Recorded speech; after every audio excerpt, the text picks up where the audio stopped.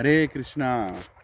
గొప్ప సాధువులు, గొప్ప ఆల్వార్లు, చాలా గొప్ప వ్యక్తులు మనకి ఏం చెప్తున్నారంటే, ఈ జీవితం బ్రతికేటప్పుడే వచ్చే జన్మ గురించి మనం ఆలోచించాలంట. వాళ్ళు ఇప్పటి నుంచే తయారవుతారు. ఏంది, నేను ఏ విధంగా బ్రతికితే నాకు వచ్చే జన్మ ఎట్లొస్తుంది. దానికంటే ఎక్కువ తెలివి గల వాళ్ళు ఏం చేస్తారంటే, జన్మే లేకుంటే ఎట్లుండాలి, ఆ భగవంతుని దగ్గరికి ఎట్లా కావాలని ఆలోచిస్తారంట. గొప్ప సాధువులు రామానుచార్యులు, మధ్వాచార్యులు, అందుకే ఒక మంచి ఆచార్యులు ఉన్నారు, కులశేఖర్ అల్వార్ అని. ఆయన ఒక పద్యం పాడతాడు.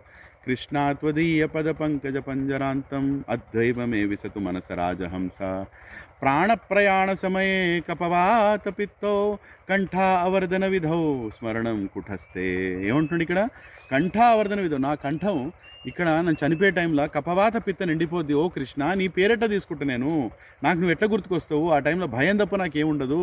ఈ భయంకరమైన పరిస్థితుల్లో నేను నామం ఎట్లా తీసుకుంటాను, నీ దగ్గరికి రావాలన్న కోరిక ఎట్లా పెట్టుకుంటాను. నాయన, ఇప్పుడు నేను మంచిగా ఉన్నాను, నన్ను ఇప్పుడు తీసేసుకో, ఇప్పుడు చంపే నన్ను, నేను ఇప్పుడే రెడీగా ఉన్నా, ఎందుకంటే చావు వచ్చినప్పుడు ఎట్లుంటానో ఏమో అని అంటున్నాడు. అంటే అర్థం ఏంటండి?